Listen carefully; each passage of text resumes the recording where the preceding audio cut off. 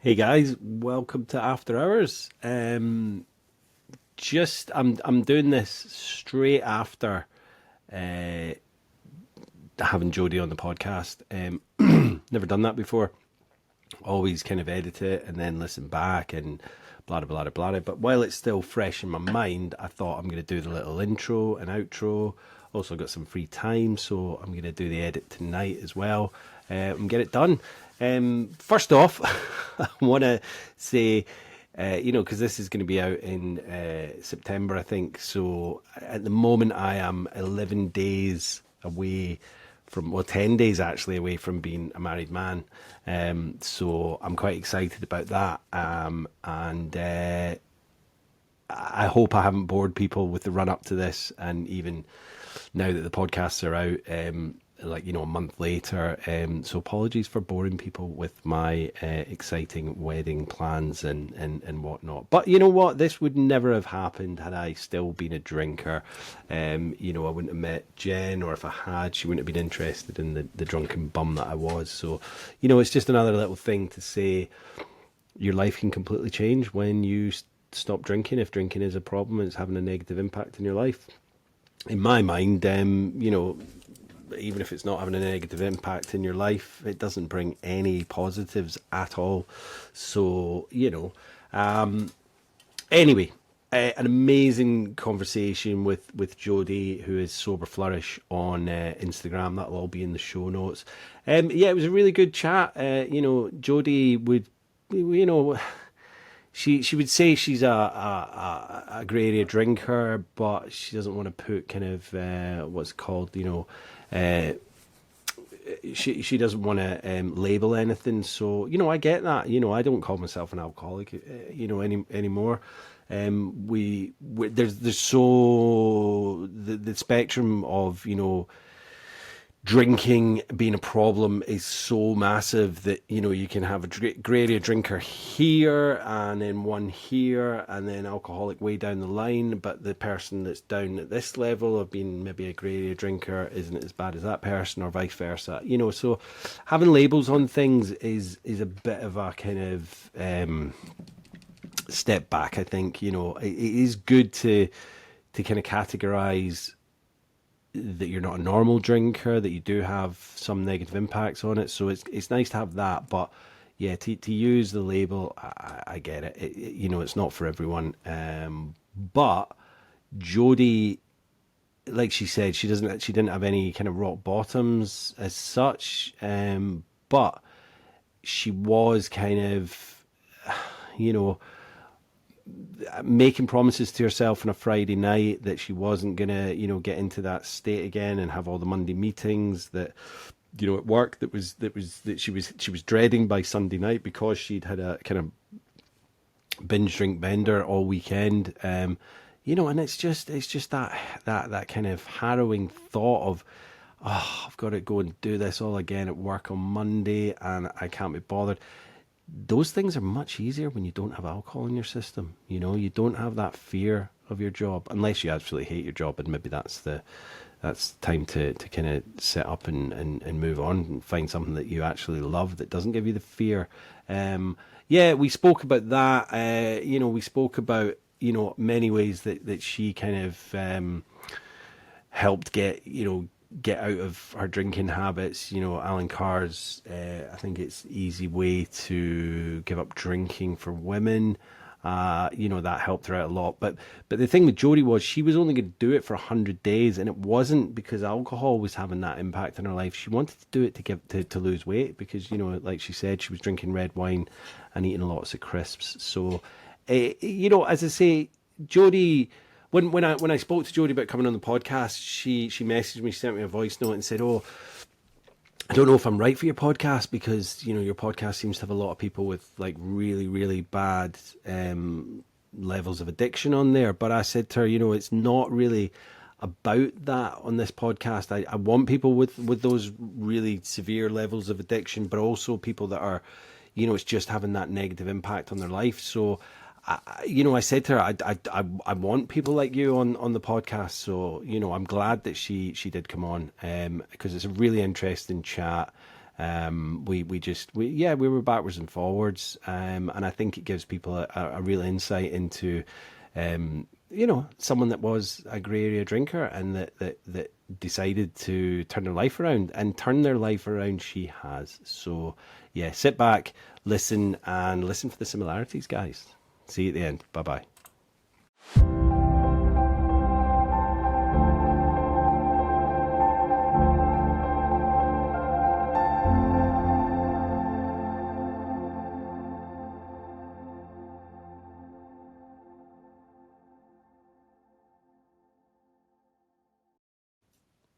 Jodi, welcome. How are you today? I'm good. How are you? Yeah, good. As I say, it's a bit mad over here at the moment. We've got the wedding in 11 days. This will be out like way after the wedding, but as I say, everything's a bit frantic at the moment. It's all good. It's all going to plan, but we're just hoping for the weather because it's a beach wedding. Wow. Yeah, so we're on the Isle of Man, so it's kind of like please to the Manx gods, can we have Praying some to the gods sunshine? for good weather. Yeah, exactly. Yeah, so you've had a good day then, yeah? It's been good, thank you. Busy one, but it's been good. I've managed to acquire two nice little scars on my head from my curling one today. I've never once burnt my head in my life. Done it twice in 2 days, which is wonderful. Oh, Other than that, apart from the war wounds, I'm fine, thank you. well, your hair's looking fantastic. You're looking Thanks. And it, fantastic. So yeah, and as I say, this will be my third one on video. So hello to the viewers of the podcast now. So yeah, hey Jodi, tell us a little bit about your kind of childhood, where you grew up, and when you had your first drink. Really? okay, so I grew up in Nottinghamshire in the Nice. UK. Very normal upbringing. Dad was a police officer, mum was a midwife. Mm-hmm. They were like passing ships in the night. Oh, I had my brother, there's only 10 months between us, so we pretty much did everything together. yeah. Like I say, very, very normal childhood. But as much to my dad's disgust being in the force as I started drinking, I'd say probably around 14, 15. Mm, Very common story, I think, isn't it? It's generally an age where a lot of people manage to get their hands on it. I'm yeah. 42 just now, so my kind of generation, I think, and Yeah. maybe a bit before, is that 15 seems to be that random age where people start necking cider and sneaking it all in. Yeah, I mean, I'm a couple of years older than you, I'm 45, but it's like, I think it's a UK thing. We do have that kind of, I don't know whether it's because some obviously people I've had on the podcast, the big drinking family, and then they've tasted it at a young age. But I think in the UK, we don't have as open a relationship with alcohol as, like, say, the French or the German. The kind of glass of wine with a meal, and we kind of respect the alcohol. They kind of respect the alcohol, whereas it's kind of frowned upon, not allowed to do it till you're 18. So we obviously want to we want to break out, we want to rebel, and I think Yeah. I was 14, and it's what we did, isn't it? Yeah. Yeah, definitely. I mean, in all fairness, and I would say this to my mother if she was stood right here, it was Mm, certainly modelled to me from a mm, very young age.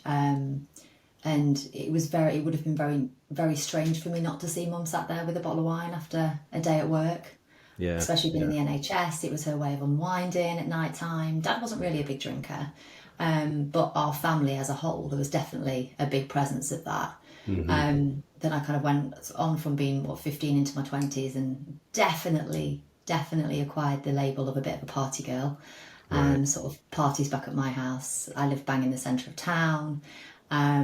So yeah, it's just been deeply ingrained in my life right from being, like I say, 15 years old.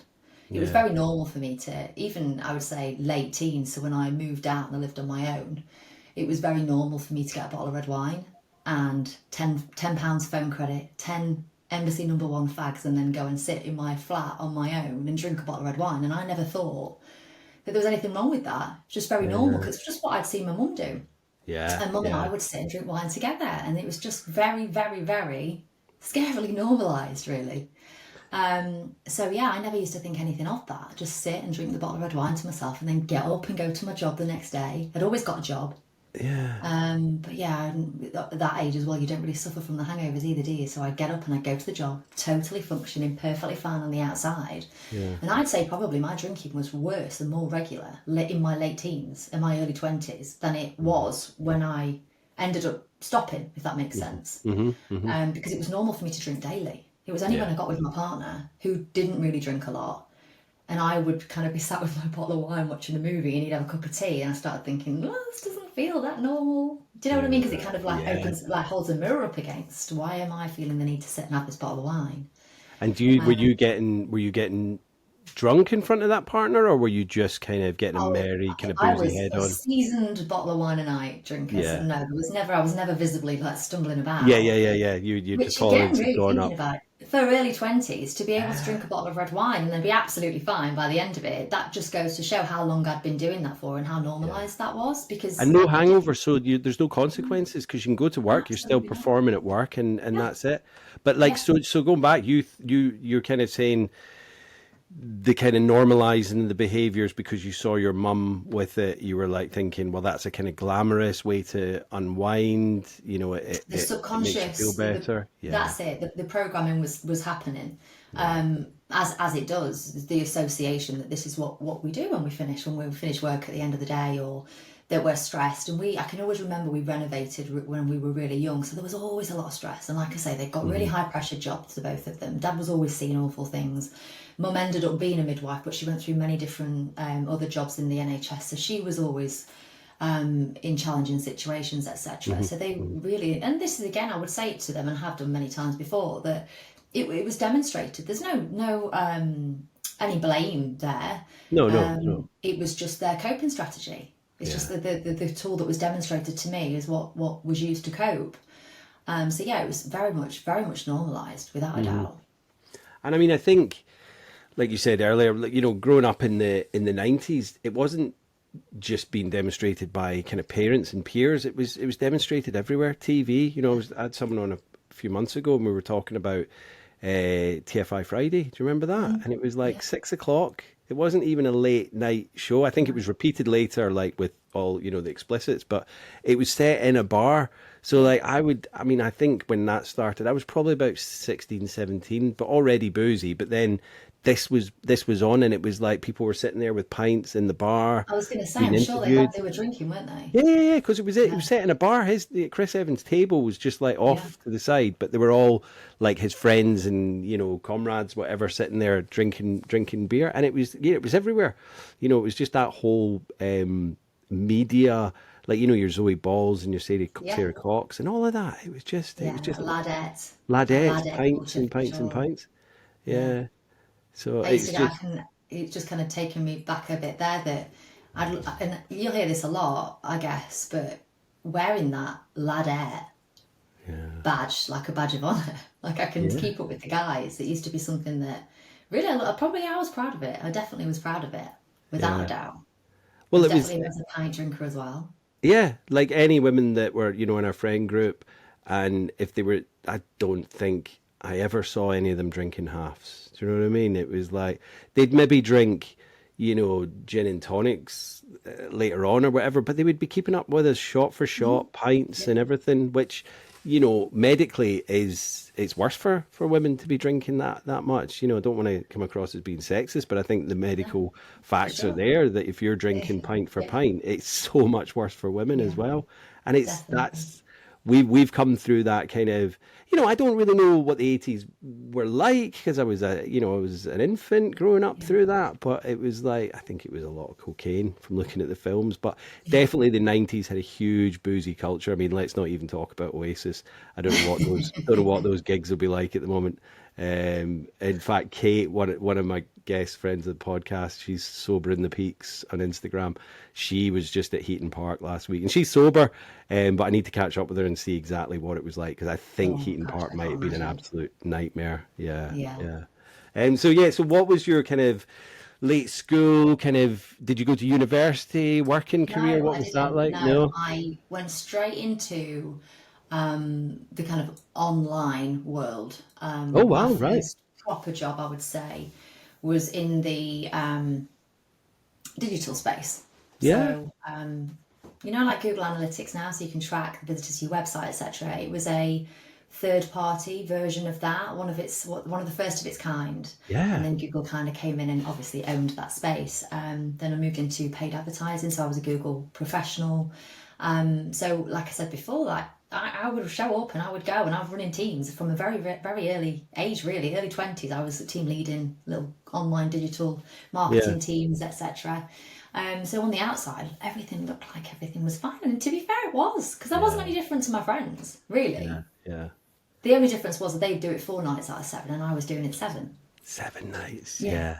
I Yeah. mean, like, so similarities. Kind of, I was kind of doing the same. And if people were going out, then I was with them. If people weren't out, I'd maybe find another group. But it was during the week. I would just sit in my flat and drink Yeah. wine, and didn't think anything of it No, not because, at all. like you, I was getting up and going to work, Yeah. and the weekend My was for the big nights, and the I was through the week was guaranteed to fine. be the girl that would go out, 100%. My friends used to know how long to leave it. So I would be, you know what it's like, you kind of have the best of intentions. No, I'm staying and I'm not going out, I need to save money, I've got to save my rent and all that sort of stuff. And Yeah. then they'd probably time it till I'd had maybe a glass and a half, or I was 2 glasses in, and then they'd send the text and I'd be in the shower getting ready to go out. Guaranteed. Always. And they knew that you were the party girl, the Yeah. life and soul, and whatever's going on. Yeah, Jodie's there, kind of making it happen. But Yeah. I guess, like, I mean, that sounds fantastic. Being in that kind of, I mean, what do they call it? The dot-com boom, right at the beginning. That would have Yeah, it been was right at the start. fantastic. Right at the Money start. everywhere, and I'm not saying, you're minted or whatever, but I guess there was a lot of money and a lot of going out and like socializing, meeting clients, and that. Was that kind of the case? Yeah, I mean, we lived in a very, very small town. So it Mm, wasn't the kind of what you'd imagine in a big city or schmoozing clients or anything like sure. that. But it was my first experience of working with business owners and sort of Right. seeing that, maybe that wealthier side, that they would kind of come into the office and do the face-to-face meetings. There'd be little old me hopping along with my dress and my skirt, my heels on. Yeah. But yeah, it was great. It was great. We lived for the weekends, and Yeah. I can't say that I've got any regrets. It's the same with smoking. Yeah. Yeah. I Yeah. loved a fag. I absolutely loved a fag. I was a 20 a day kind of girl. Absolutely loved it. And then I realised it's probably not the best for me. Managed to cut that out. And the same, I don't advocate now, from everything that I know about alcohol, I would never, ever, ever go back. But I had a bloody good Hmm. time at the time. Before it Yeah. Yeah. became Yeah. a problem for me, Yeah. I had a bloody good time at the time. Would I behave differently now with what I know? Quite possibly, yes. Yeah. But we did the best with what we knew at the time, right? Yeah. Yeah. Absolutely. And I think it's easy to say, what's that Rod Stewart song? I wish I knew what I know now when I was younger. And Yeah. that's like, there's so many things that we wouldn't do, or do differently because we've got this wisdom, I guess. But I'm the same as you. Like, even though my drinking did become a huge, huge problem, where it was like, it was going to kill me. But going back to, I did have some amazing times, going out with friends, and yeah, Love it. and it was an Of course. experience. I don't Yeah. have, and like you, like, I was a heavy smoker as well. I think on nights out, I would take 30 out because you could buy tens, because I knew I'd just smoke them all, and you could smoke in clubs and bars at that point as Yeah. well. Yeah. So yeah, so when do you think it kind of started becoming an issue? So again, it's my story is always, it's just a bit of a strange one, really, because I don't like labels personally, but I Mm, would class myself as a grey area drinker. okay. I don't feel like there was ever a significant rock bottom moment for me. Hmm. I feel like in the last couple of years before I stopped drinking, there was potentially a few rock bottom moments, because they take Yeah. their own form, right? Depending Yeah, on the yeah, yeah, individual. yeah. But yeah, so my drinking really was only contained to a weekend, but I was a binge drinker. So I say a weekend, Yeah. but Dale and I were both boozy partners. We were each other's drinking partners. Hmm. We got together first time around when I was about 15, and he was in the Okay. forces, so you kind of, the kind of, it doesn't kind of work out, and he's off, and we came back and we had another go, and when we got together, we drank. It's what we did. What we did for fun. We're in the pub all the time. We go to gigs, and his family were big drinkers. My family were big drinkers. We'd go and drop our eldest off, Hmm. and that was an occasion to open a bottle of prosecco. It was just in everything that we did. Yeah. So I never really had a rock bottom moment, but it was in everything. So when I say it's 4 days out of the 7, we're talking a few pints and then a bottle of wine. So Hmm. we'd meet at Hmm. the pub and it'd be a few pints, then we'd walk up and then I'd be on a bottle of wine. And then the next day, it would be even in the garden and we're opening a couple of tinnies whilst we're doing the gardening together. And then we might go for a walk, the dogs, and then end up at the pub for a couple of Yeah. beers. And then it'd be, oh, well, I've broken that seal now. I'll get a bottle of wine. So really, if you're thinking about how much I could get through in a weekend, where I say I was just a binge drinker at a weekend, it's Mm. a lot of alcohol. It's a hell of a lot of Yeah. alcohol. And I always remember I would make the promise to myself on a Friday, because just to kind of frame it, I've always been a corporate girl and always Hmm. been Hmm. very much kind of about that climbing the corporate ladder because I started in there at such a young age as Yeah. well. Yeah. Um, it's always been kind of so. Friday night, I would always say to myself, right, okay, you can have a drink tonight. Yeah. You can have a drink. I've got so many rules around drinking, which again at the time didn't seem problematic to me. Seemed very very normal. So Yeah. Friday, I get that excited butterfly feeling in my tummy that it was a green light. We could have a drink tonight. But I promised myself that I was only ever going to have that Friday night Right. because I was in this corporate role and I had a lot of responsibility. This is towards the end. This is in 2022, 2021, Right. Okay. 2022. Okay. But I could guarantee that every single Monday morning I would wake up with an almighty hangover. So I'd start on the Friday with my green flag. Yes, you can have a drink, but don't take the piss. Don't go overboard. Just have a drink. I mean, try to tell someone that can't moderate Yeah. that you're just going to stop on the Friday night or even just Well, stop that's after a that's couple what of they put on the glasses. bottle. So why are you not listening to what's on the bottle? Drink I know. responsibly, Drink Jody. Come responsibly, for on. Why Christ's why can't sake. you do that? What's wrong with you, Jodie? Yeah. But I would be guaranteed to be waking up on a Monday morning riddled with anxiety, feeling like shit, waking up 3 a.m., trying to get back to sleep again, thinking, oh, I can get another 3 hours if I can just calm my heart rate down. Because the Mm. anxiety was through the And roof. then If I it's can just that, calm my it's heart rate that, it's down. 4 o'clock, it's 5 o'clock, it's Oh, 6 o'clock, and then it's seven. I need to get up. Yeah, I I'm hate up, that. I'm necking coffee, I'm trying to eat the carbs, trying to sort myself out. I've got my son to get ready for school. Um, Going through my head because every single Monday morning, Jimmy, I had got the weekly trade to do. So I worked for the UK's leading gift provider, and I would Yeah, have to yeah. present my segments performance of the prior last week and the Oh, week ahead. So there was the directors in there as well, and it was something I didn't enjoy doing anyway. But that I would sounds. always make sure I'd go into it with a hangover every single weekend. So it was almost like torture. I was like I was doing Yeah, it to myself. It was already bad enough. yeah, But I would make it 10 times worse by making sure I got a hangover. yeah. So Was you these little so things, sorry? You're drinking on the Sunday as well, like the fun day Sunday of afternoon into the course, evening. Yeah, yeah. still a Okay. Yeah, weekend. yeah, yeah, Still a yeah, weekend. So yeah. again, Of like I course said it to you, is. when people say, I was just a weekend binge drinker, it's always down to interpretation, down to that individual. Absolutely. And it's again with the women that I work with, when especially on a one-to-one basis where we're talking about, okay, so if you can just share, let me know kind of what's your typical drinking habits like now. Hmm. By the time we usually get to the end of the coaching session, that changes. It Yeah. changes completely because they feel safe, they feel comfortable to open up. And that is the same thing with any typical grey area drinker. The scale is so massive. Of course. It's so varied. But that's like you. I don't like labels. I did spend a time in AA. My name's Jimmy and I'm an addict or and I'm an alcoholic. But I don't call myself that anymore because I'm Yeah. not. I'm not that. Maybe I was that if that's the word we're using. But it was like I have a drink problem. But even the term grey area drinker, I knew someone that had a bottle of prosecco on a Friday night and that was it.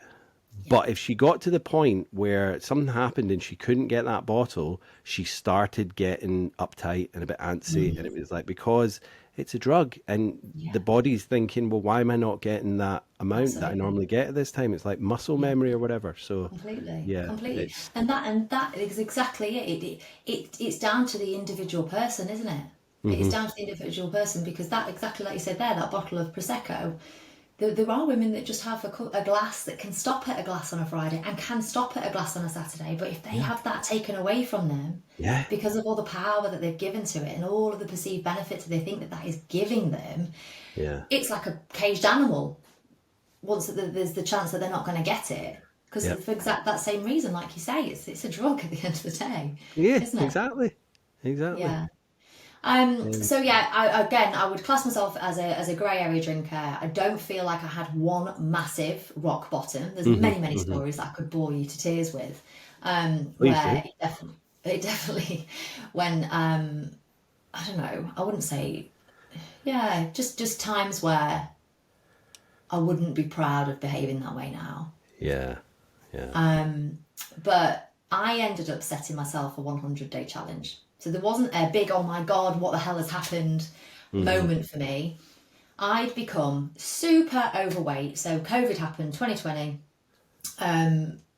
And I was working my high pressure job, running a team. I had a 2-year-old at home, no need to get up and drive, So you were working from home, yeah? working from home. My husband was in the forces, and actually, for a lot of Yeah. COVID, they were still gallivanting Yeah, here, yeah, there, and of everywhere. course. I brought COVID home one Christmas, which was freaking wonderful. Um, they seem to not have Yeah. discovered Zoom, which was wonderful, right up until the very end. All of it was face Uh-huh. to face. And then I had my other child, Dexter. So Dexter Right. was what? He was like 9. So we're trying to homeschool, which nobody was homeschooling. We were trying to survive. Yeah. So all of that was kind of happening, and I'm self-soothing with anything I could get my hands on. I didn't have to get up and drive, didn't have to take the kids to school or anything like that. So that for me was free reign to go from my weekend habit Hmm. to why would we stop? And the weather, if you remember the Oh, weather, it was incredible. So it was like Club yeah. Tropicana from like Yeah. 1 p.m. in the afternoon. And that was wonderful. So we got I the kind nice of weather. felt You felt like you were on holiday. I wasn't working, and I was going through, my own stuff at that point. I'd been in rehab. In fact, lockdown started while I was in rehab. But yeah, it was such a fantastic summer, and I moved into this little flat, and all the neighbors were just out and, drinking, talking over the Gosh. fence and all that kind of Mm. stuff. And it was just a social summer. I felt sorry for the people that were still kind of working and having to go on Zoom meetings and things like that because I didn't. That Yeah, was you were me. one of them. And to tell me, did you? So I saw a meme not long after I got sober, and it really annoyed me. And it was like this meme about how you can get your mug of tea and sellotape, Oh, the little tea bag tab that comes out the side, fill yeah, it full of wine so that, on yeah, your team meetings or whatever, your Zoom yeah, meetings, it looks like you're having a cup of tea.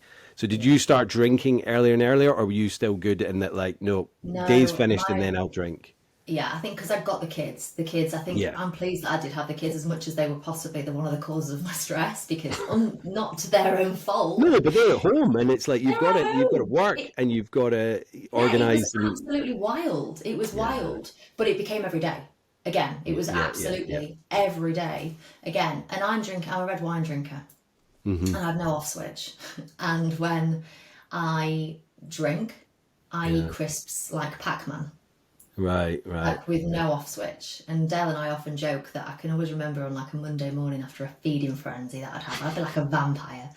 And he'd shout up, "Where have all my crisps gone for the week?" And I'd be like, "Little Miss Tubby just sat there. I don't know what you're talking about. I've got beef breath from all the hula hoops Yeah. I'd scoffed the night Crumbs before." everywhere. Yeah, yeah. Ugh, God. Anyway, so I put on a lot of weight, Jimmy. I'm talking a lot. I was unhappy. I was bloated. I was swollen, and But just getting through.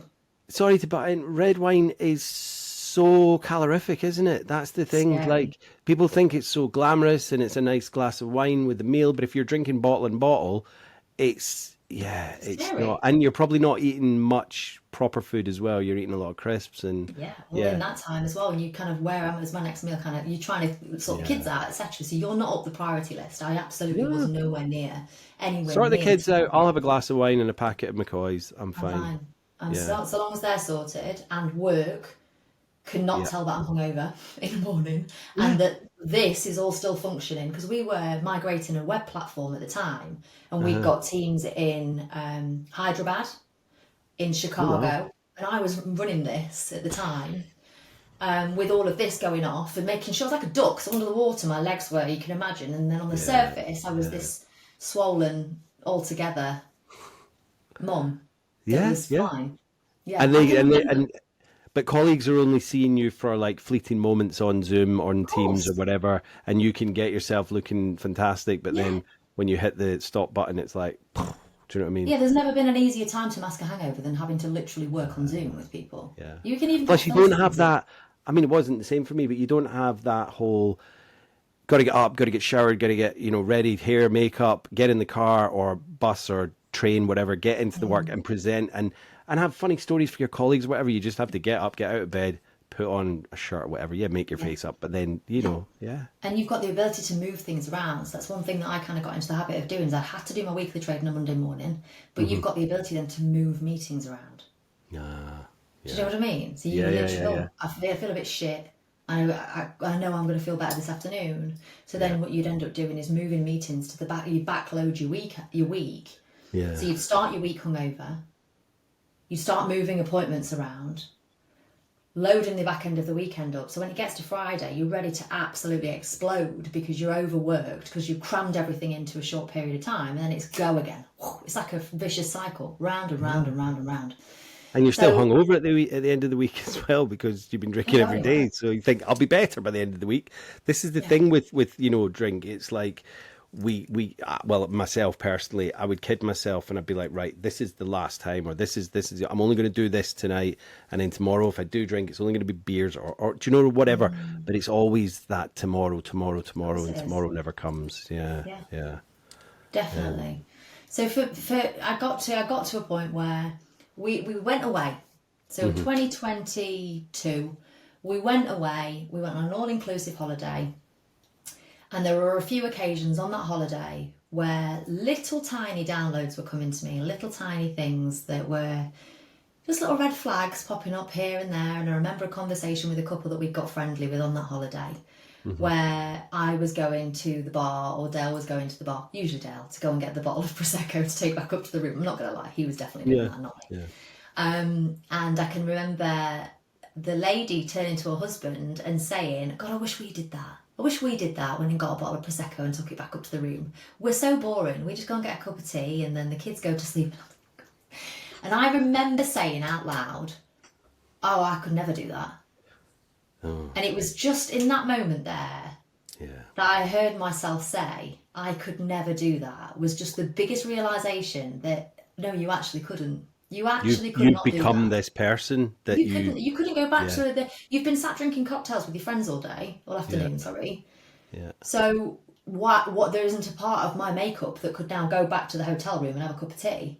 It just wasn't how I was made up. And I think hearing myself say that, I've probably said loads of stuff like that over the years, but I wasn't ready consciously. My mind had just ignored that. And it was almost like I was stacking up lots of little tiny bits of evidence to go, actually, now is a good time for you to take a break. And upon reflection, it's not, I don't feel any shame now because I've done a lot of work around my story and my journey and all of that sort of thing. But looking back, I know that my favourite part of that family holiday was when the kids were asleep, Dale had gone to bed, and I was sat with my crisps and my Prosecco on that balcony in silence. That's how it had got to, whereas that was my me time. And that was the only thing I felt like I had for myself at that time was that. And I think that, sadly, Jimmy, is the story for so many people. So many people. And it's normalised. So normalised. And only now do I look back upon reflection, because when I was in it, I couldn't see that. Yeah. And it's that whole thing, it's like becoming, like, you're there with your loved ones, and you're there to spend time away from work and away from the stress of life with your family, with your kids, with your husband, your wife. But you're looking forward to that little time when they're all asleep and you can sit out there with your crisps and your wine, even though you've had a skinful all day, I'm sure, and down at the bar, and then you're up there, and it's like, why does the alcohol seem to want to get us on our own? Because it does. And I obviously was a massively social drinker back in the day, but then it became just, even with my ex-partner at the time, I would be hiding booze. She'd be drinking as well, but I'd be hiding even more. And then she'd go up to bed, and then I would do even more drinking, and it's just madness. What flavour of crisps? Cheese and onion. Cheese and onion McCoys are my favourite. Yeah, there we go. Absolutely banging. I don't have any problems with that, but if you were just sat out in the balcony eating your cheese and onion, cheddar and onion McCoys, then there we go. But it's the booze that's the problem, isn't it? So and then of course in the next morning waking up and Dale getting up with the kids on holiday, and it being like 9:30 because I'd stayed up until stupid o'clock having another couple of glasses on holiday. Like, we're all meant to be away together, and there was just and again, the stuff like that friends, and we'd take it in turns at a weekend where one of us would stay up late and the other one would get up with the kids, and that's how we would always do it, is try and alternate it, so it was fair. Yeah. So it wasn't unheard of. But again, on that holiday, something clicked for me. I was starting to gather this evidence of, oh, you noticing this behaviour that I was doing. So I think on the last day, maybe the flight home, I said to Dale, I am not going to drink for 100 days. I'm going to set myself 100 days. Because the only time before that I've managed to lose weight was when I took a break from drinking. I was the sort of person that would sit in a Slimming World class and say, if only I could just stop drinking, I'd be skinny as anything. And I always remember it. And again, that was totally normalised to just reel off stupid things like that. Yeah. So I had this belief that if I could just do 100 days, get the weight off, I could just crack on and have the time of my life again and get back into my non-problematic drinking that was evidently very problematic.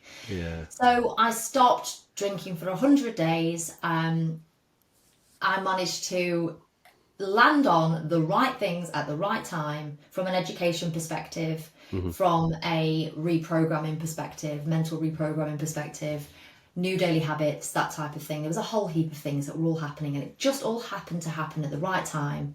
And at day 30, I knew that I wasn't going to drink again. Wow. Which is wild, because I didn't do this because I knew I had a problematic, consciously didn't know that I had a problematic relationship with it. It was just to lose weight. Just to lose weight. But in that 100 days, I cannot begin to tell you what impact that had in every single area of my life. Yeah. You'll know it yourself. And was it the research that you were doing at the time and finding, I don't know, like Instagram, and what kind of stuff did you? So I set up my own Instagram account to kind of hold myself accountable. Yeah. And I used it as a digital journal. So every day I would bore whoever decided to follow me. I would bore them to tears with what I was going through, same as with my husband. Yeah. Any positive, any sort of negative, anything at all. And I was just sharing everything that I was experiencing. So researching, I wouldn't have classed it as researching then. It was just sort of me submerging myself. Just a sponge and soaking it up. Consume everything around the goal that I've got. I'm very much that way. Yeah. And there was a lot around the implications on our brain. There's a doctor, so-called Doc Amen, huge presence in the States. He's been on Jay Shetty's podcast quite a few times. Yeah. And he runs a clinic. I can't remember the name of the clinic, Amen Clinics possibly, but he does the brain imagery, so brain scanning. And he talks around that psychology is it's the only practice where they don't actually look at the entity that they're studying. What's the word? Why can't I think straight? The organ, the thing that they're studying. So if, for example, you've got an ailment with your arm, you have a look at it, you scan it, you have a look at it.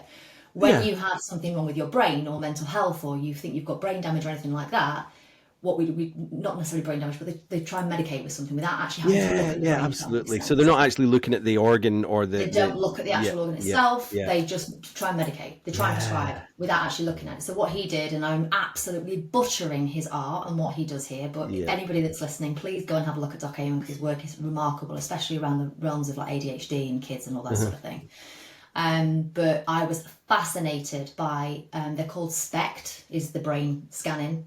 And I was fascinated by his work and the imagery that he showed around a moderate drinker and an average drinker, and looking at the grey matter and the white matter in the brain, and the how they compared, and like a heroin addict compared to a moderate drinker. And those types of things, something lit a fire in me, because I was totally unaware. I had no idea that this one thing that we have been told is incredibly good for us in most cases, advertised to, shamed for wanting to stop doing it. Couldn't believe that, it's actually doing this to our brains as well. It just blew my mind. So there was that. I listened to the Alan Carr Easy Way to Quit Drinking for Women, which people may listen to this and think, well, what a load of nonsense. But it's what stopped me from drinking 20 fags a day. There's something in that style, something that switched something on for me. And I just finished that book. I can remember this as plain as yesterday. I just finished that book. I'd gone out on a run. I was listening to it on audio. And I came back and my husband said to me, what the hell is wrong with your face? I thought you'd be Mm-hmm. happy that you'd finished the book. Why do you look so mardy? What's the matter with you? And I was furious because I knew that that was me done. And I was angry and I was resentful and I was pissed off because something had changed and I felt it. I've never felt Yeah. anything more certain in my life. I finished that book and I was like, oh, you fucking idiot. Now you What have you can't gone and drink. done? Yeah. And Yeah. that might sound nonsense, but it was just a succession of things that came at the right time for me. Mm-hmm. I So mean, the it's, brain imagery, the book, yeah. I was out walking all the time. Every time I got a craving, I would put my walking shoes on and I would distract myself and I set myself a daily step goal. So I was consuming education around it whilst I was Yeah. out walking. There was loads. I did loads. I threw myself into it. Yeah. I mean, I'm exactly the same as you, but I think that whole thing, even from a grey area drinker to, full blown alcoholic, for want of a better word, that whole thing where you make that choice to never have a drink again. Mm, It's so hard at the beginning, like you're saying, you've come home and you're like, fuck, mm, now I can't drink anymore, because you knew you knew you didn't want to, but it was like you knew that had switched in you. And for me, it was like, yeah, like I just threw myself at everything and anything. Did the yeah, meetings, did read the quit lit, watched yeah. YouTube, listened to Audible, yeah. But it's kind of like it does get easier, doesn't it? Well, Once you it think, does. In just in that, in what you were just sharing there, you were talking about there about the things that kind of helped you in the early stages. hmm To go from that mindset of I'm just going to stop drinking for 100 days to never drinking again, yeah, I must have listened to 30 sobriety stories from other people in that time. So every mm-hmm. single day, I would have a sobriety podcast in my ear. And I can't remember the name of the podcast now, but it would be Everyday Stories. Terry McGilbert, her name is. She has Oh people on yeah, there sharing a sobriety story every single day. I've been on that one many, many moons ago.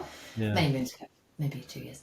And it was in listening to other people share their story where I was like, hmm oh my God, that's me. So I had my head in the sand, completely had my head in the sand. I'm doing this just to lose some weight. And then when I'd listen to people's stories and they'd go, I knew it had got bad when I started drinking red wine at home on my own. Are you kidding me? I've been doing that since I was 18. Yeah.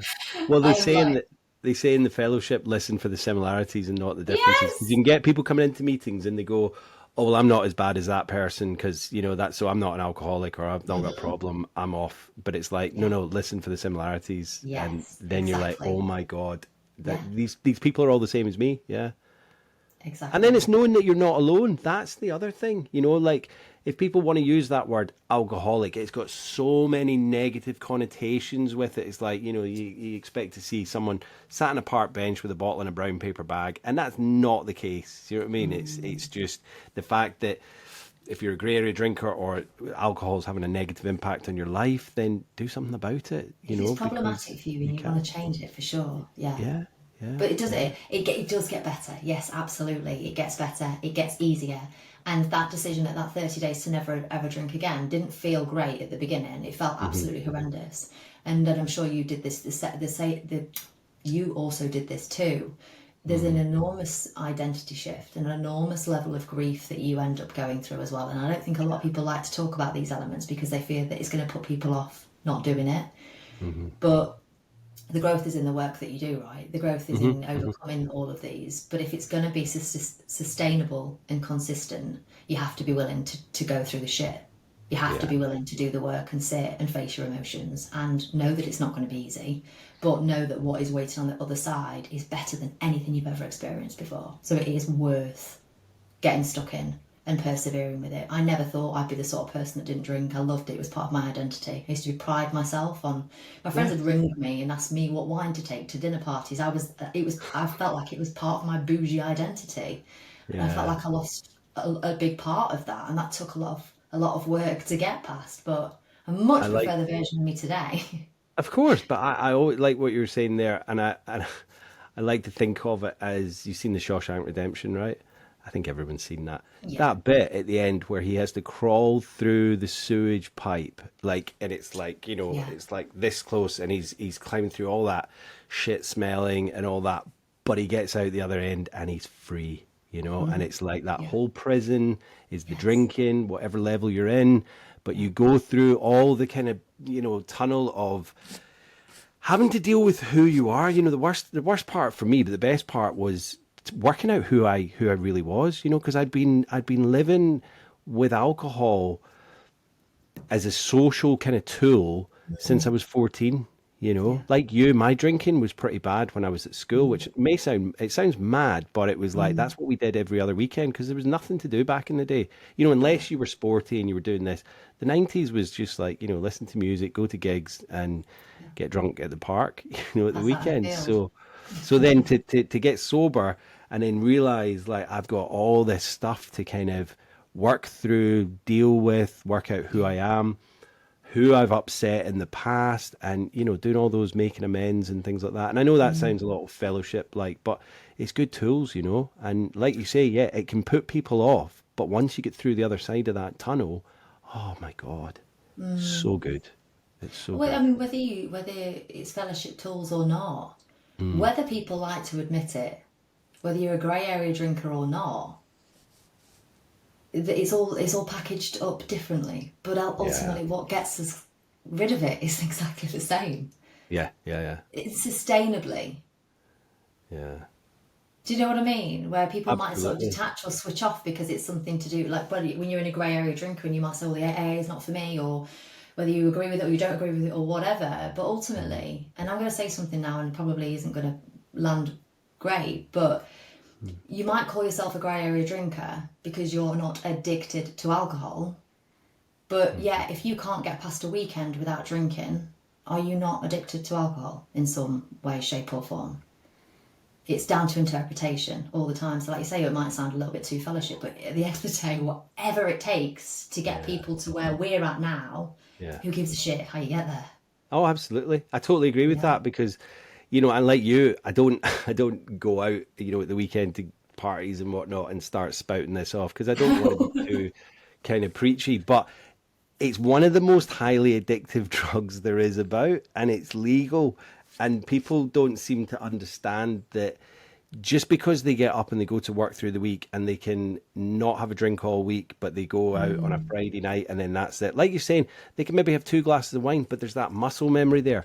That little amount that they have, I bet if you were to say, well, this is the problem. People do dry January, and I think the majority of people that are doing dry January, they struggle, and they get to like, a couple of days before February and they're like, oh my God, they're counting down the days, counting down the days. So my fiance, she rarely drinks. She doesn't have to do dry January because she would breeze through it. She doesn't have a problem. Yeah. But I think if people are doing dry January or Stoptober, whatever it is, and they're having an issue with it, it's like, don't just be proud of yourself because you've done a month. If you're struggling to get through 1 month, then like it shouldn't be an issue to give up alcohol for a month. That I don't like dry January, Stoptober, whatever it is. It okay. I'm brilliant on people for doing it, but it shouldn't be difficult to do it. It shouldn't be For looked at as sure. this challenge because if you can't No. give up alcohol for a month, then I'm sorry, but you've probably got a problem. Yeah, You exactly. And know? this is and I can kind of back that element up with from a data perspective, I suppose.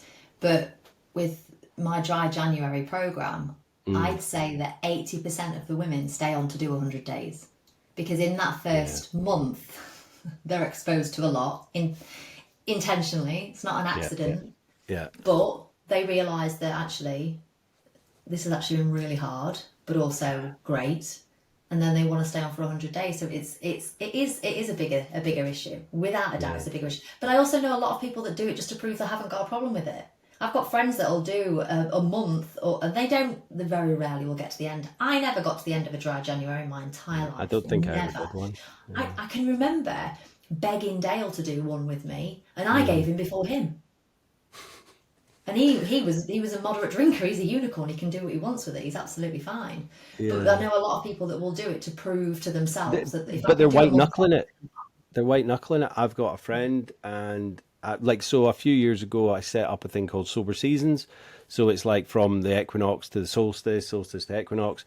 So it's each yeah, season, and each season's about roughly the 90 days. So we kind of do it for 90 days because I don't think 30 days is enough to see the difference in your skin, the difference in your temperament. To get it fully out your system, you need the 90 days.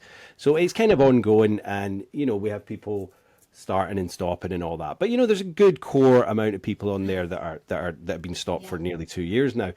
But there was one guy and a friend of mine, I won't say his name, but he did the dry January because he thought, well, yeah, I don't have a problem. Now, I'm not saying he does have a problem, but I know he likes to drink. And but I think it was I don't know if it was easy for him or not, but it was like, there, I've done it, right, now I'm going to drink again, and it Yeah. was like, okay, fair enough, Yeah. yeah, crack on. But Yeah. do 90 days next time and see how you feel after that, because like the 90 days, the 100 days, this is when it makes the difference. I think, after the 90 days, I was steeped in the pink cloud, as they call it, and it was just, oh my god, everything just started happening for me, and I think that was, I yeah, think in 90 that days. period as well, that even if it's not plain sailing, because a lot of the women I work with will have blips throughout the Hmm. Hmm. process, Hmm. but there's so much magic and strength can be found in actually having a slip up as well. Yeah. First, having the confidence to share that in a safe Hmm. community space, but being willing to do the work as to how did it happen. Hmm. Because I do work with a lot of ladies that will say, "Oh, it just happened. I don't know how it came from." Like, no, you do. Your brain made that decision for you way before you caught up with that. So let's work back. So when they're willing to do that Yeah. work as well, there's so much gold in that. So Yeah. that 100-day period, there's so much you can go through emotionally. Yeah. Yeah. And they Whereas that say doesn't that, happen in a 30-day period no, because you've not and got the like you're same sort of saying, mindset. that lapse happens way before they crack the bottle, take the 100%. lid off the bottle. It happens like a day, a week, maybe even 2 weeks before. And they know because they know it's already been hankering in their Yeah, head that they're going to do it, and it's to hang with everything else. But it's only when they absolutely. do it that then Yeah, the relapse happens. But yeah, yeah, as yeah. you say, I had, I don't even know how many relapses I had, but every single one I learned. Okay, I went back at it harder each time, and it became harder and harder to kind of stop Mm, again. But I was learning every time. And I think a lot of people say, you know, um, I have another relapse in me, but I don't have another recovery in me. And I yeah. think that's the same with me. But I'm kind of, touch wood, I'm so far gone from it now that it just doesn't even enter into the picture. I rarely touch alcohol-free stuff either. I'm just like, "Meh, Yeah, I don't really want to give money to the alcohol companies."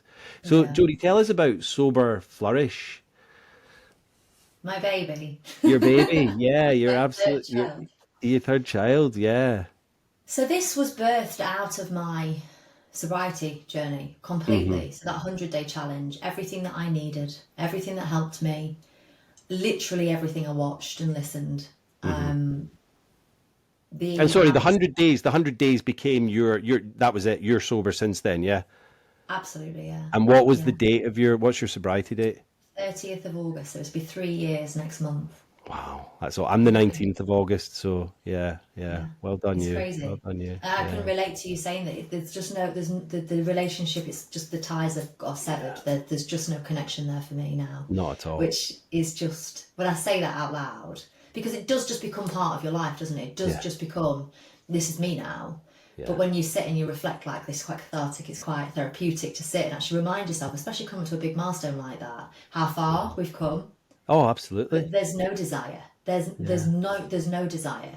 Don't get me No. wrong. Every now and again, there might be some little random weird little thing that almost will just appear, and like, what is that? Get away! But Because it's you do. You're gone. like a ninja, aren't you?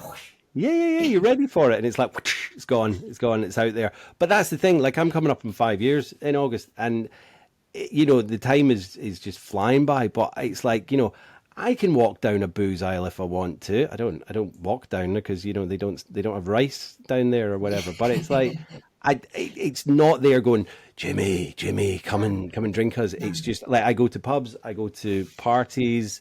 There's going to be booze at my wedding. We're not supplying it, but it's bring your own bottle because it's on the beach. But it's not going to be one. And like when we do toasts, it's not going to be a case of, oh, I wish I had a champagne. I don't. It's not for But me how anymore. gorgeous is that? Because on my wedding day, is this your first marriage, if you don't mind me It asking? is. Yeah, yeah, yeah, So on my wedding day, it was all about the booze. It yeah, was all about the booze. The only reason why I wasn't drunk is because everybody else was wasted, and I got my kid there. My son was there. Somebody needed to be responsible. yeah, yeah, That yeah. was but it was all about the champagne and the tequila shots. It was how gorgeous that you're getting married, and that is not going to be a focal point. You can be so present. And I Oh, would imagine at some point the thought of a wedding without booze was like, "Pff, what's the point?"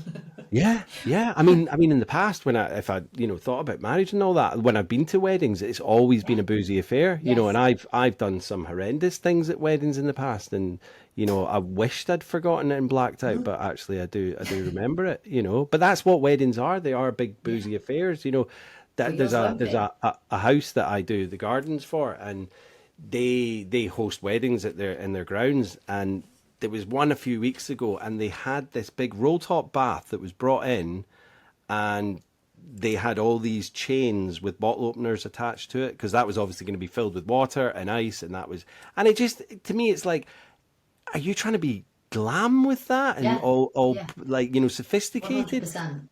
But it just to me it's like it's a bath that could be found in a Yeah. field. Obviously, it's not Yeah. one that could be found in a field but full of booze. And I just Yeah. thought, nah. Well, like they said to me, are you gonna have something like that at your wedding? Like they know I don't drink, and I was like, nah, Yeah. Yeah. that's it's a bit tacky if you ask Yeah. me. There But will be funny there the will thing obviously be people drinking there at the wedding, but I don't think it'll be a big boozy affair, but people no. can get drunk if they want. I don't have a problem with that. I just know that I'll Yeah. be there and I'll be present. Jen will have a few drinks, but she'll be present as well, and that's all Yeah. that matters at the end of the day. Yeah. But how Yeah, gorgeous. How gorgeous to be able to do that and be fully present. I'd yeah, love that. Again, it's not about having regrets and whatnot, but I'd love to be able to do my wedding and yeah. be present. So that's a massive gift. It's gorgeous. I went to a wedding. This was years ago, and it was up in Scotland, so it was a big boozy affair. It was one of my best mates, and the bride and groom were so wrecked. I think he went up for a lie down like halfway through the night. I think their first dance was just a bit of a stumble on the dance floor, and I just thought, and we were all like, "Wait!" But looking Yeah. back, it's like, oh my god, they've got that memory for the rest of their lives, and it was But just like, how but they probably normal. don't remember it, you Yeah. know. But how normal is that story? Oh God, So normal. yeah, yeah, too normal. Like wedding event organizers, whatever they're called, wedding planners, they've got to incorporate some form of boozy thing that's like whether it be shots or but it's got to have some kind of sophistication to it. It's just the norm, and that's it. You're spending all that money on a wedding for basically a big piss up. Completely. Yeah, For no one yeah. to remember it, Oh, but we do, exactly. like. That's it. Yeah. People wake up in the morning in the ice bath. It's like passed out. Sorry. So tell us about Sober Flourish, Jody. No. Okay. So yes, everything that I learnt along the way, everything that Mm, helped me become alcohol free, hmm and make it sustainable and shift my brain chemistry, things that changed the way that I was thinking and feeling about alcohol. The daily habits, the things that helped me lose weight, the focus hmm on my basic needs is something that I bore the hell out of the community with very regularly because they think that they're just doing 100 days or they're just going to not drink. It's like, no, hmm this is an inside job. We need to be making sure we're sleeping properly. We need to make sure we're eating properly. And they're kind of like, I didn't realize I was here for this. So it's like, yes, this is a Yeah. full body thing. Okay. We're Yeah. starting Yeah. from the Yeah. inside out. We're not just coming to tick some days off our tracker and sit with our fingers crossed that we're just not going to drink. That's not what it's about. This is a full on transformation. Yeah. So the 100 days was born out of that, which is what got me alcohol free. hmm I qualified as a coach specializing in positive psychology and alcohol free coaching hmm last year, beginning of last year. Nice. So one to one alcohol free coach, and more recently when I left my corporate role. hmm So I did all of this. I set up the 100 Days to Flourish program alongside my full time corporate role. Fell in love with it. As I said to you before, when I created my Instagram account in sharing my journey, I had a lot of women reaching out, men hmm too, but I generally geared it more towards Yeah, more yeah, towards yeah, women. And it was very regular, yeah. very regular that I would be voice noting, etc. And just from a moral perspective, I wanted to make sure that I was qualified to be having these conversations. Now, there Sure. wasn't coaching happening in my inbox, but there was a lot of people sharing very openly about their circumstances and Hmm. asking for my opinion and that sort of thing. Now, always, I'm not a coach.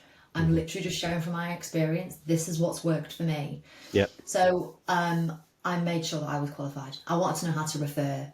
It's very common for a single mum to have a heavy relationship with alcohol, Hmm. and to know to spot that sign when you're having a conversation with somebody, to know what to say, Yeah. not to cut the conversation dead and say, "Have you seen a doctor?" Because that person, you might be the only person that they feel comfortable to talk to because you're a stranger on the internet, but they relate to your story. Hmm. So, from a moral perspective, I wanted to be able to be qualified, literally just to be able to Feel happy and comfortable that you've given correct advice. morally feel Yeah, yeah, comfortable that yeah, I'm doing the best I possibly can. yeah, And then equally with the 100 Days to Flourish program, I never knew what conversations were going to happen there either. yeah. So just to make sure that I had that kind of qualification really, really helped. So yeah, I did all of that alongside my full-time job, and then in October last year, I'm kind Hmm. of skipping ahead a little bit here. I handed my notice in my corporate role because in becoming alcohol-free, I realised that corporate was not what I wanted to do. I thought that Yeah. was my path, I thought that was my purpose, and it was my passion. But in helping people and actually then becoming a coach and falling in love with the process, I was like, no, this corporate side of things is, and no disrespect to anybody that loves that and that's still their Hmm. passion and their purpose, I realised it just wasn't for me. It wasn't for Hmm. me. And I realised, without getting woo woo, and I know you'll appreciate the woo woo, but not everybody does, that I am here for something much bigger than managing websites and design and user experience and all that sort of thing. And Yeah. I've got something that I want to share, and I left my role for it. Yeah. So I started in my business full time in January, Nice. but equally wanted to be able to bring all of my other experience, so my digital experience and online businesses and small business management and all that sort of stuff. Hmm. And I've recently created my business coaching for sober coaches, Oh, which right. is a Okay. new arm Yeah, to my yeah, yeah. business, because in my training I realised there was a lot of people that wanted to be able to help but didn't know where the hell to start. So they'd have their own transformation, they'd have their Yeah. own period of sobriety, then they'd want to help other people, but how the hell do I bring that to life? I haven't got a Hmm. clue how to set up a business, how to set up a website, how to show up online, how to, well, all of it, all of it. Hmm. So I have created that now, and I've got a gorgeous program filled with one-to-one clients of sober coaches that are bringing their own programs to life, which is amazing, really, because it's full circle for me. I'm helping them bring their dream to life to be able to help other people Yeah. where we were initially. Yeah. And it Yeah. just all feels very gorgeous, to be honest, at the moment. It's all very lovely. I love it, Jodie. I mean, because so a few years, well, I think I was like maybe a year or two, and my local charity called Motivate that helped.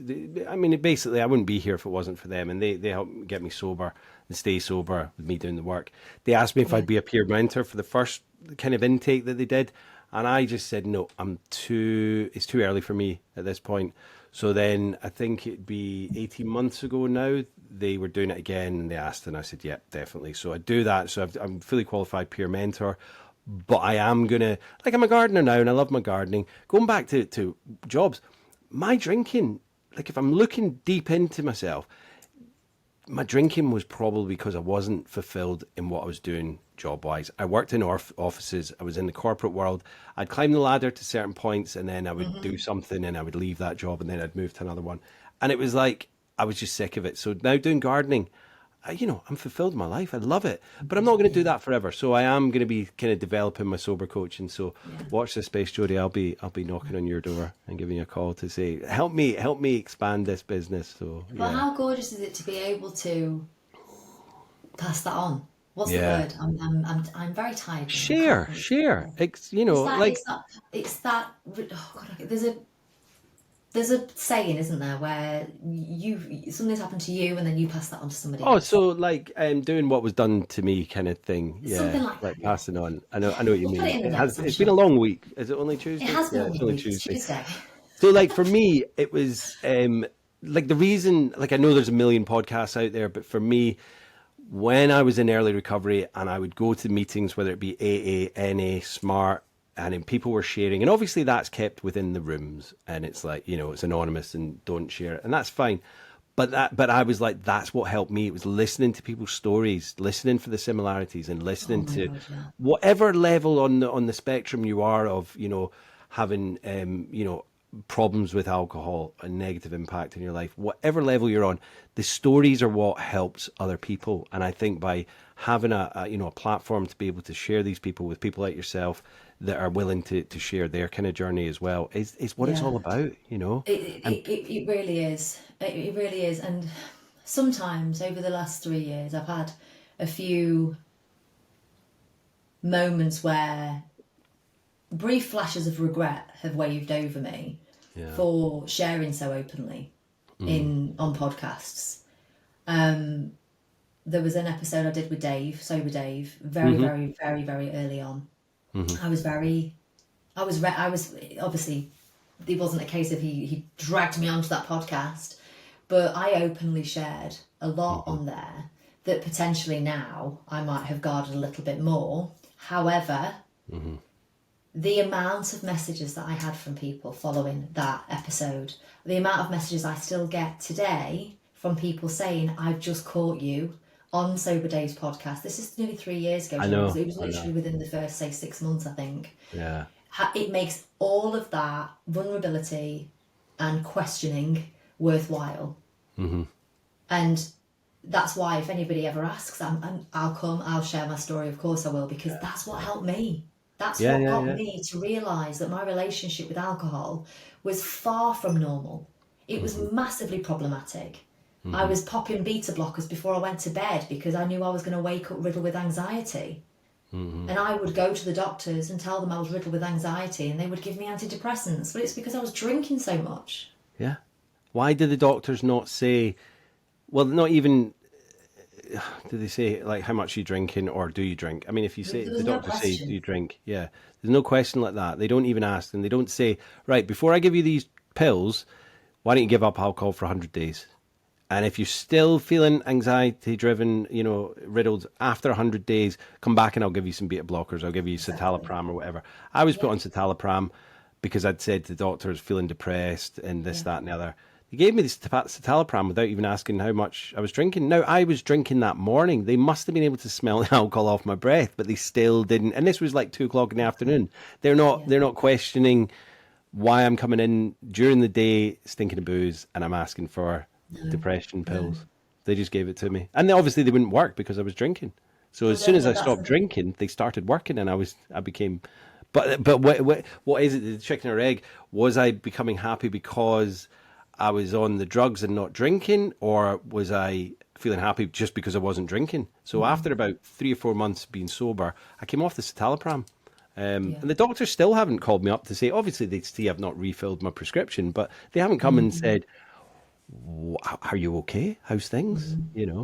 Um, they just I seem mean, to want to you get drugs out. persevered with that. I mean, I started with the medication and just took myself off them, which is a way that obviously you're not supposed to. You're meant to Yeah. reduce the amount, aren't you? So you do it safely, whereas I didn't, and I just completely stopped. And of course, I was falling over, I was dizzy. It was just not very nice. But for Yeah. me, I was adamant that well, these tablets aren't working because I still feel like shit. I still feel horrendous. I still feel lower than a snake's belly. I'm still crying all the time. Still really, really anxious. So I'm going to stop the medication because they're obviously not working. Whilst I was necking a bottle of red wine every night with no Why? awareness. I mean, I had no idea that the alcohol could have that impact on you. And whether now I think that it's possibly less common that people aren't going to know that it can have quite a severe impact. And it's not about, I didn't know what it was doing. I didn't know that No. alcohol was what was causing or a big driver towards my situation because I don't know whether it was my fault or not. I didn't know. No, you didn't know. Because there's not the same, there's getting a lot more in the 5 years that I've nearly been stopped. It's like the the information is getting out there. Like I had no idea. What is it? 7 types of cancer. It's Yeah, classed as a category one carcinogen. yeah. One of the You know, leading causes of breast cancer. yeah, I think it's even worse for you relatively than smoking. Like if you were drinking as much as people smoke, because obviously Yeah, at work you'll go out for a fag. If you were drinking the same amount as you'd yeah, smoke, way worse for you. It affects yeah. more organs in the body than smoking does.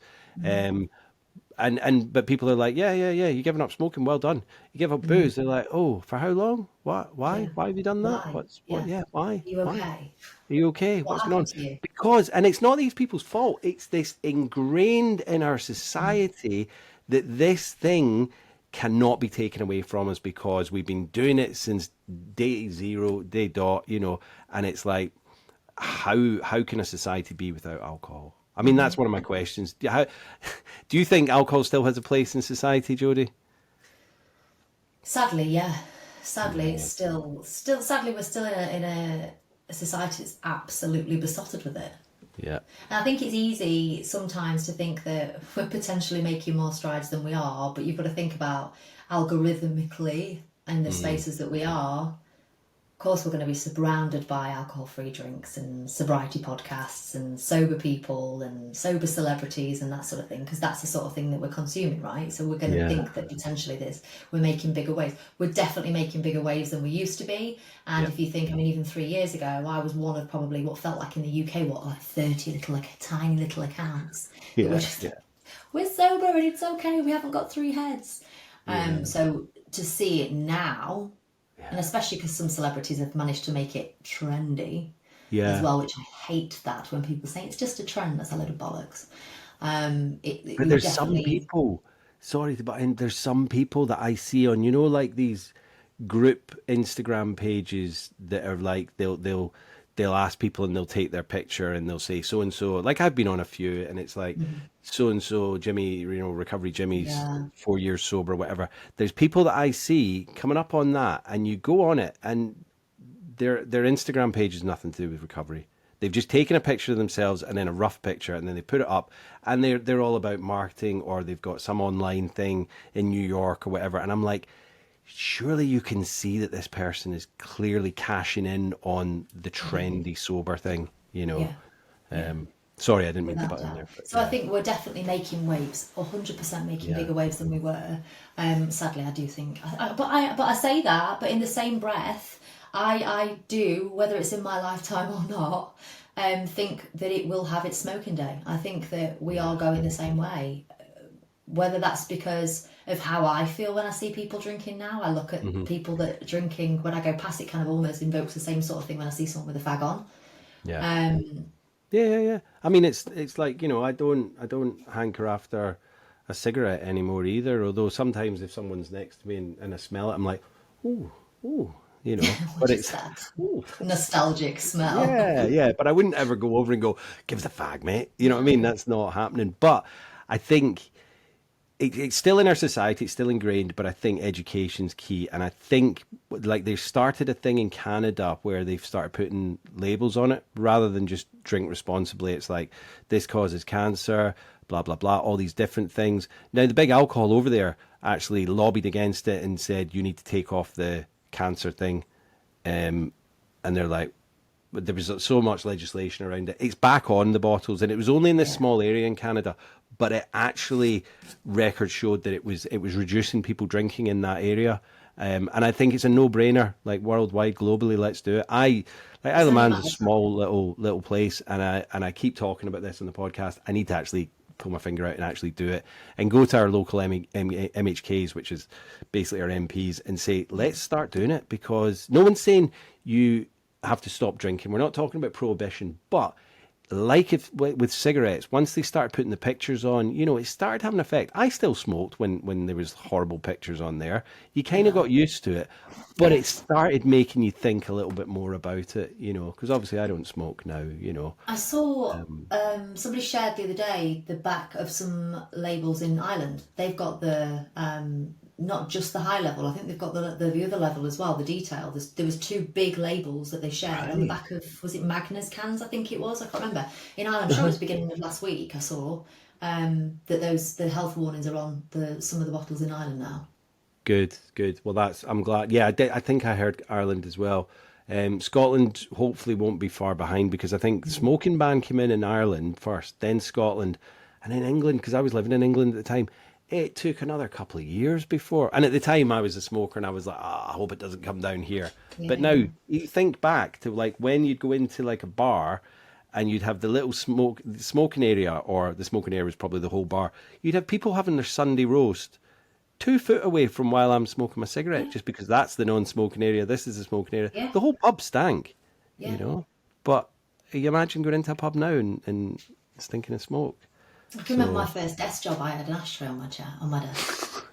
You'd literally wow. be able to smoke at my desk. I was like I 17. It's crazy. Yeah, my first couple of jobs in bars, and we'd go up to this little staff room, and there'd be people having their lunch and their sandwich, and there'd be people at the back like having a pint and a fag, and it's like it's sick. It's But no, sick. we've moved on. We've definitely Yeah, made progress for sure. yeah. And I think that, I don't know, if anybody had any doubt or whether it's just a trend, it'll pass. I think it's pretty obvious we're not going anywhere, right? Well, I think, yeah, we're not going anywhere at all, and we're just going to keep banging the drum. I Yeah. think as soon as the big alcohol firms, and it's going to happen, they're going to be they're self-regulating themselves at the moment, so they're allowed to do whatever they want with advertising, make it look all glamorous on the beach and all that. That's got to end at some point. The government's got to step in because so many people will be like, "Listen, why are you still?" Because obviously they know we know they're making a lot of money off of the revenue and the tax and all that, but how much is it costing the NHS a year? It's like billions, So you've got to weigh up the two kind of factors here, and the government have got to say, listen, yeah, okay, we're being pushed from all sides.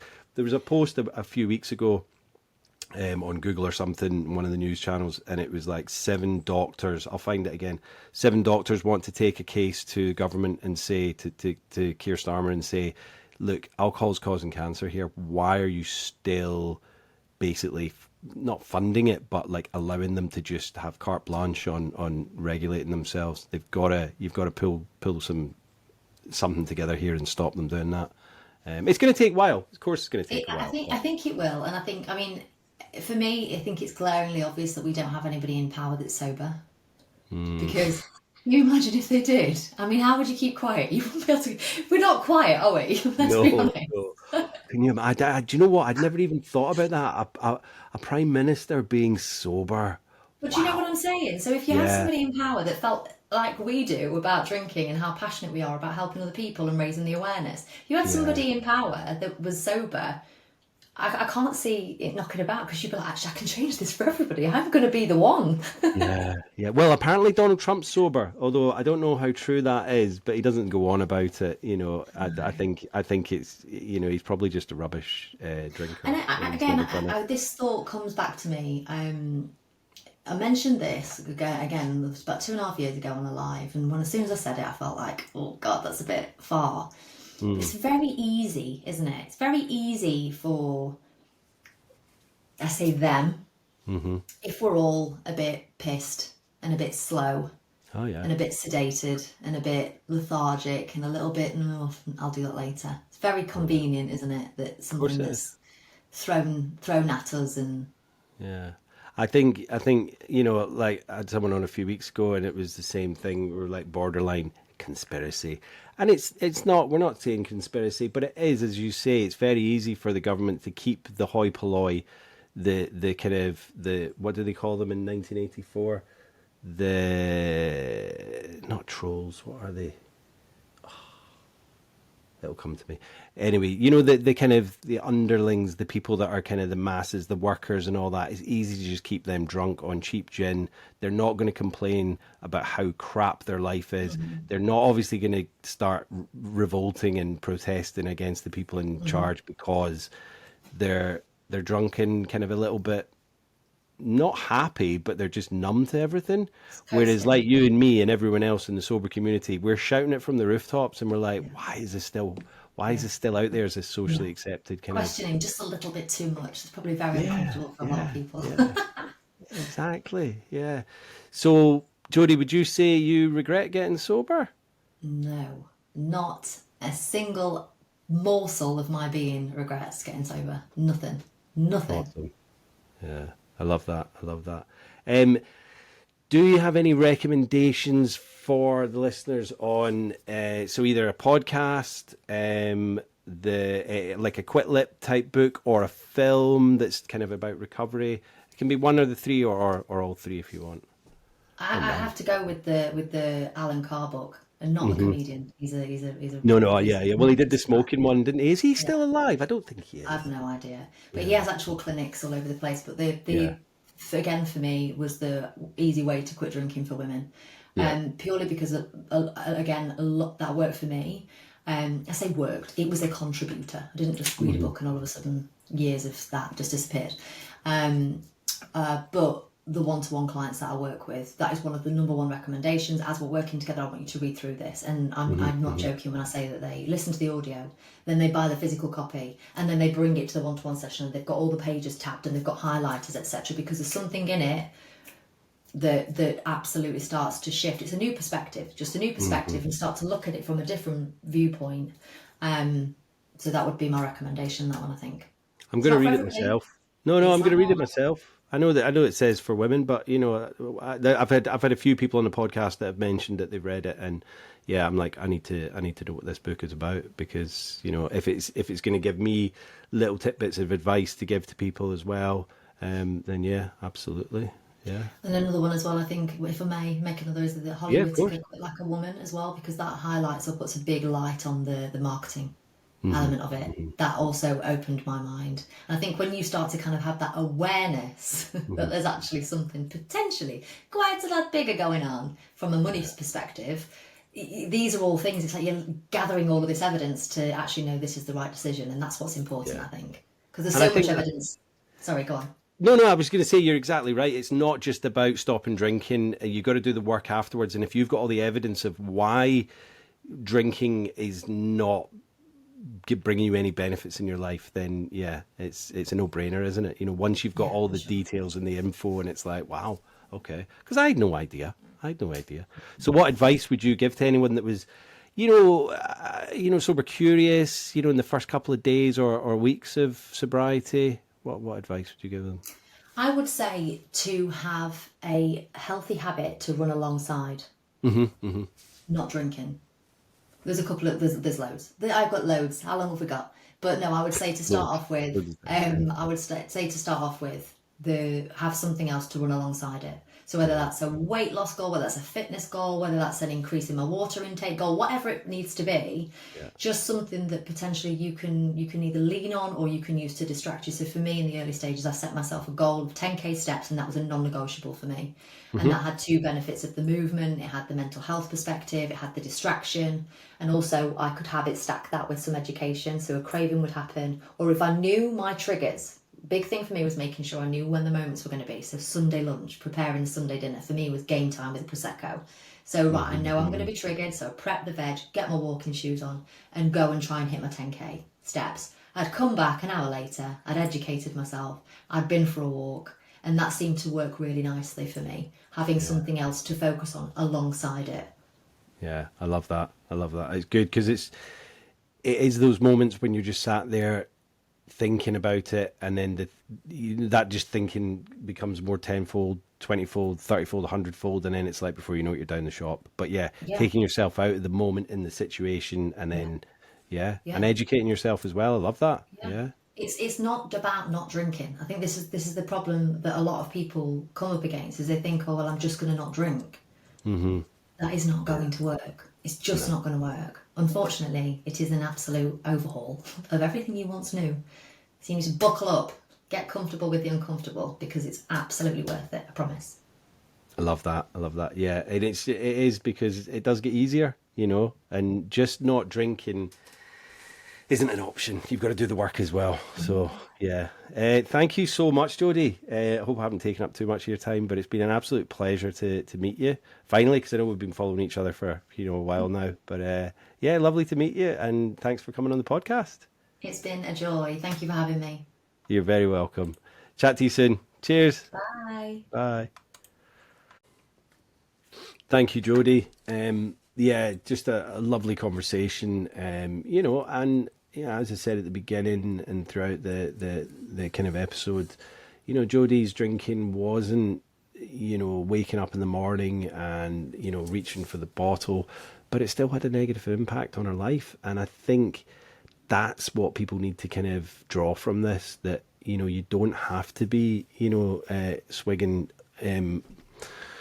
non-stop. Her drinking was kind of daily through COVID and towards the end, but she didn't see it as a major problem. It was only when she started kind of researching into reading about what impacts drinking can have on your life, and then alternatively, what impacts you can have in your life by stopping drinking. So, it was really interesting in the kind of different methods Jodie chose to kind of help get off the alcohol.